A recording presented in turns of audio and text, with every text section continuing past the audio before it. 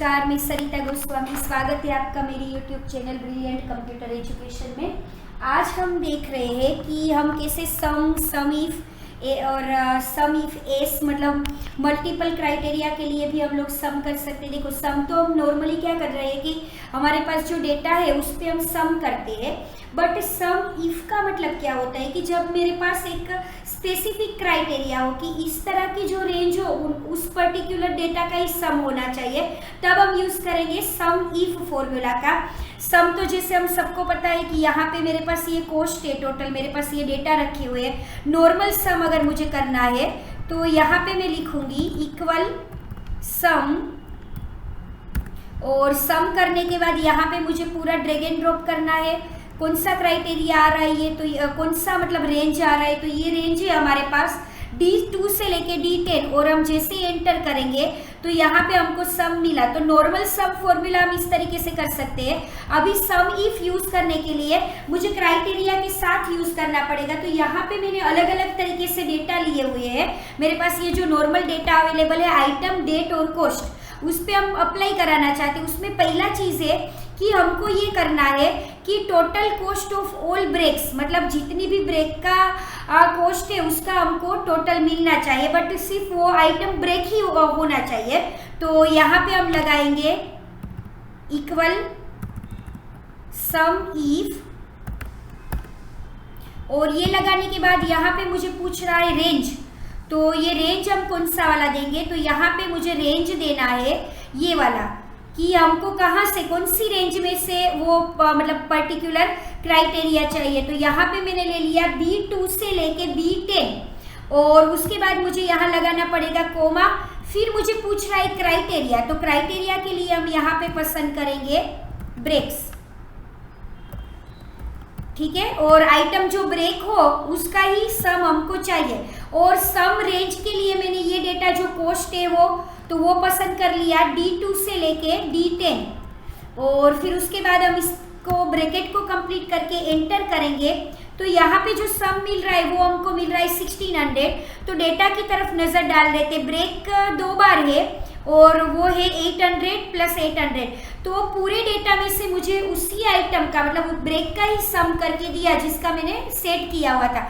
अभी सेम चीज मुझे करना है टोटल कॉस्ट ऑफ टायर्स। तो फिर से फॉर्मूला लगाएंगे इक्वल सम इफ, और सम इफ करने के बाद यहाँ पे हमको पूछेगा पहले कि हमको इक्वल सम इफ, और यहाँ पे पहले हमको रेंज पूछ रहा है, ये वाला रेंज, फिर क्राइटेरिया और सम रेंज। तो रेंज के लिए मैं ले रही हुई है मतलब जिस कॉलम में से मुझे जो पर्टिकुलर आइटम पे करना है वो, जिसमें से मुझे क्राइटेरिया चूज करना है। उसके बाद कोमा करके क्राइटेरिया। तो क्राइटेरिया मेरा है कि टायर्स, मुझे टायर्स जो हो उसी आइटम का सम चाहिए, और कोमा करके सम, किस पे सम कराना है, तो यहाँ पे हम पसंद करेंगे कॉस्ट वाला कॉलम। तो इस तरीके से हम ये कर सकते हैं। देखो, अभी मैंने यहाँ पे ब्रैकेट को कंप्लीट किया, एंटर।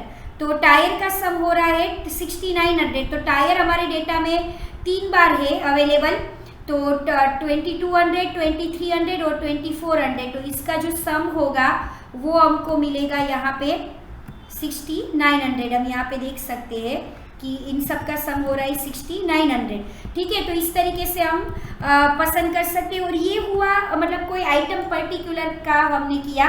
अभी यहाँ पे हमको जो करना है वो कंडीशन हमको कोई मतलब न्यूमेरिक डेटा के लिए भी देना है। तो सेम चीज मैं यहाँ पे करती हूँ कि total costing items of, total of items costing ₹2000 और अबो, मतलब 2000 या तो उससे ज्यादा हो, उसी आइटम का टोटल मिलना चाहिए। तो यहाँ पे मैं फिर से लिखूंगी इक्वल सम इफ, और यहाँ पे हम पसंद करेंगे सबसे पहले रेंज। तो रेंज किसके लिए हमको करना है, तो यहाँ पे मैं ये वाला कॉलम पसंद करूंगी। मैंने यहाँ पे ले लिया D2 से लेके D10 पे हमको करना है, तो वो हम यहाँ पे पसंद करेंगे। और उसके बाद D10 के लिए, और उसके बाद कोमा करके ये जो क्राइटेरिया है वहां पे मुझे दे देना है कि ग्रेटर देन इक्वल 2000। तो डबल इन्वर्टेड कोमा में क्राइटेरिया देंगे हम। यहाँ पे हमने दे दिया ग्रेटर देन इक्वल 2000, और ब्रैकेट को कंप्लीट करते हैं तो मुझे उसी डेटा का सम दिया जिसका कॉस्ट 2000 से ऊपर है। तो यहाँ पे मेरे डेटा में 2000 से ऊपर है 2200, 24,000, 2300 और 2400, ठीक है। तो इतने डेटा का मुझे 2000 के ऊपर वाले का दिया। तो इसी तरह से हम क्राइटेरिया सेट कर सकते हैं। और ये जो हमने किया वो हमने एक कोई भी सेल का रेफरेंस लेके किया। यहाँ पे हम क्या देंगे, एक पर्टिकुलर सेल पे करेंगे कि यहाँ पे जो नाम टाइप करेंगे हम उसका टोटल हमको मिलना चाहिए। तो इसको मैंने दिया है total of items type in the following cell, ये वाले सेल के अंदर। तो सेम चीज हम यहाँ पे करेंगे इक्वल सम इफ, और सम इफ करने के बाद यहाँ पे मुझे देना पड़ेगा कि मुझे करना क्या है, तो मुझे सम निकालना है बट ये पर्टिकुलर सेल के लिए। तो फिर से मुझे यहाँ पे रेंज लेना पड़ेगा।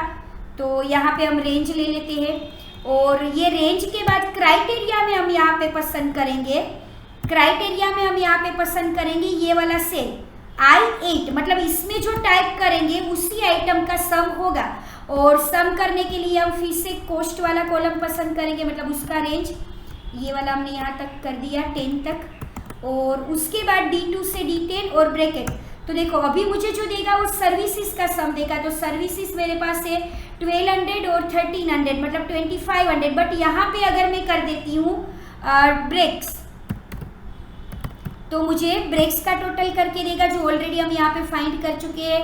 अगर हम यहाँ पे करते हैं टायर्स तो हमको टायर्स का टोटल करके देगा। और अगर हम यहाँ पे लगाते हैं सर्विसेज सर्विस तो हमको उसका टोटल करके देगा। तो इस तरीके से पर्टिकुलर सेल का रेफरेंस करके भी हम ये चीज़ ले सकते हैं। तो ये हुआ हमारा सम इफ। ये हम तब करते हैं जब हमारे पास मतलब सिंगल क्राइटेरिया के लिए करना है। और उसके बाद हमारे पास ये सम इफ एस, मतलब मल्टीपल सम इफ लगाने हो, हमारे पास मल्टीपल क्राइटेरिया हो। तो यहाँ पे मेरे पास डेटा है, डिवीजन है, प्रोडक्ट, रीजन, क्वांटिटी, रेवेन्यू और कॉस्ट, ठीक है। अभी मुझे यहाँ पे क्या करना है, ए के लिए ईस्ट का फाइंड करना है। तो मैं किस तरीके से करूँगी, यहाँ पे मुझे डबल क्राइटेरिया लगाना पड़ेगा। तो यहाँ पे हम ले लेते हैं इक्वल सम इफ एस, और ये लिखने के बाद यहाँ पे हम लोग लगाएंगे। सबसे पहले तो हमको देना है रेंज, मतलब हमको कौन से डेटा पे ये करना है वो वाला हमको यहाँ पे रेंज देना पड़ेगा।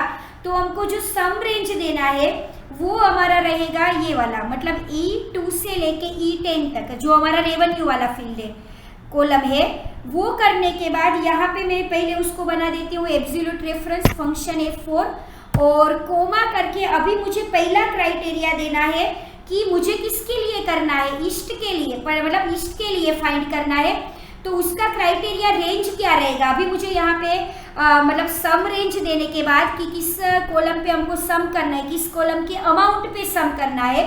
उसके बाद एक क्राइटेरिया रेंज, तो वो मैं दे देती हूँ यहाँ पे रीजन वाला कि C2 से लेके C10 तक। और ये वाला भी हमने यहाँ पे पसंद कर दिया C2 से C10। इसको एब्सोल्यूट रेफरेंस बना देते हैं ताकि हम ड्रैग एंड ड्रॉप करके भी वो डेटा को यूज़ कर पाए। और इतना करने के बाद यहाँ पे क्राइटेरिया में हमको लगाना पड़ेगा क्या, किसके लिए चाहिए हमको, ईस्ट के लिए। तो ईस्ट नहीं लिखते हुए यहाँ पे मैं इस पर क्लिक कर देती हूँ, ईस्ट वाले कॉलम पे। और ये जो कॉलम है मतलब मुझे क्या करना पड़ेगा, इस तरीके से लिखना पड़ेगा $12। और इतना करने के बाद मैं यहाँ पे करूँगी कोमा करके, मैं यहाँ पे दे देती हूँ क्राइटेरिया रेंज 2। तो ये हमने कर लिया ईस्ट के लिए। अभी हमको करना है ग्रेड पे क्या होना चाहिए, ए। तो वो ग्रेड के लिए हमारे पास फिर से हमको क्राइटेरिया सेट करना पड़ेगा। तो मैंने यहाँ से पसंद कर दिया A2 से A10। उसको हम यहाँ पे बना देते हैं, उसको फिर से उसको हम बना देते हैं एब्सोल्यूट रेफरेंस फंक्शन F4 और कोमा करके क्राइटेरिया रेंज में मुझे यहाँ पे देना है कि मैं दे देती हूँ, मुझे यहाँ पे चाहिए ए के लिए। तो ये वाला ए पे क्लिक करेंगे जो है हमारा A30।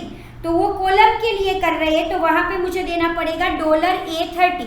आगे रो के लिए कर रहे थे तो हमने क्या किया, उसको पसंद किया। यहाँ पे हम कॉलम में ये डाले, रो में डाले हुए हैं ये, तो हम आगे $A30 और ईस्ट वेस्ट हमने कॉलम में लगाया था।